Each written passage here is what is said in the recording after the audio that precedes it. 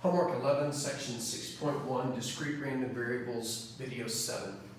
We're still discussing the mean of the probability distribution, and just a reminder, the mean is also called the expected value. So here's a real life situation. I don't know if you've ever played roulette or not, but everything up here is correct. On a roulette wheel, you can bet $5 that a red number will occur. If a red number does occur, you win $10. So I give them 5, I win, they give me 10.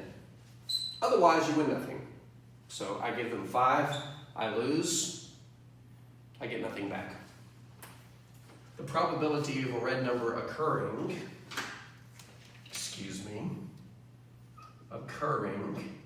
is 18 out of 38. This is also the correct number. Why? Because on a roulette wheel, there are 18 red numbers and 18 black numbers. That only adds up to give 36. The other two numbers are green, 0 and 00. So there's a total of 38 numbers, 18 of which are red.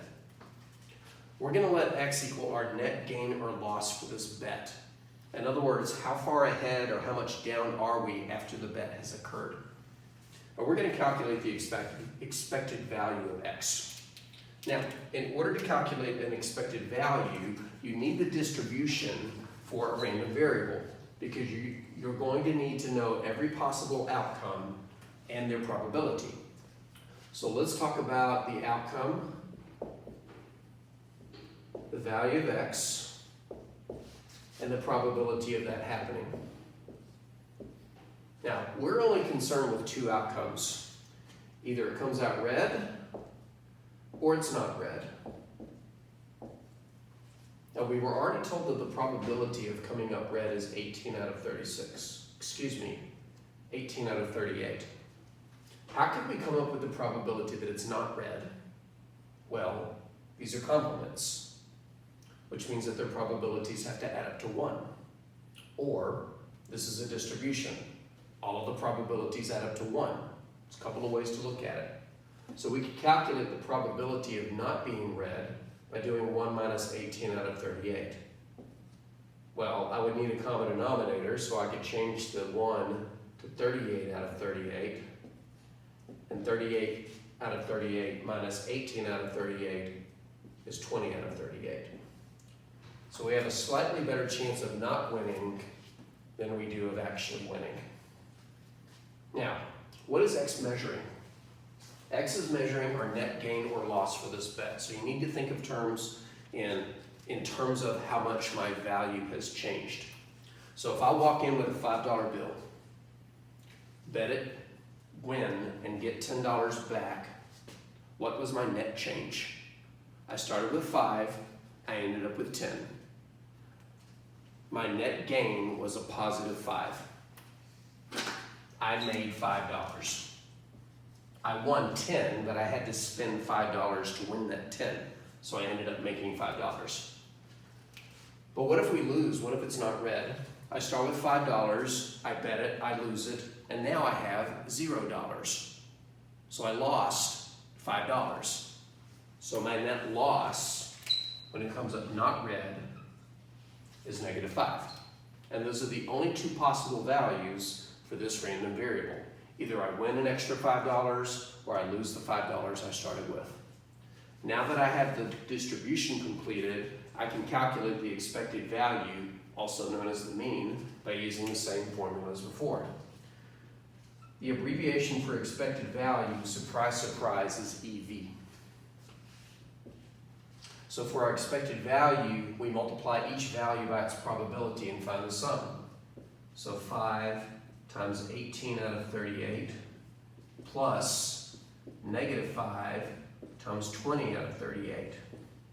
I may be able to do this pretty much without a calculator until we need the decimal. I can put 5 over 1 and then just multiply straight across. 5 times 18 is 90 out of 38 plus -5 times 20 is -100 over 38. I still have a common denominator. 90 plus -100 is -10 out of 38, and at this point I want to turn it into a decimal. So let me grab my calculator and do -10 divided by 38 And to the nearest cent, because we are talking about money, I get negative 26 cents. So negative $0.26. So the expected value of that $5 bet is negative 0.26. But what does that mean?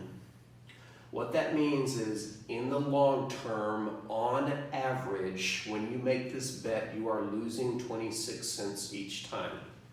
You never actually lose 26 cents on a given bet. Either you walk away with $10 or you walk away with nothing. But what this number means is, over the course of time, on average, you lose 26 cents every time you make this bet. That doesn't sound like a lot of money, and honestly it's not. I wouldn't lose any sleep if I lost 26 cents. But this is how casinos stay in business. Every game in the casino, no matter how much you bet or how much they pay you, every game's net gain loss has a negative expected value, which means in the short term anyone can win, but in the long term people in general are going to lose, and that's how casinos make their money. Now, I'm not advocating against casinos. I'm not saying you should go out and try to gamble. I'm just giving you a math problem and showing you a real life application.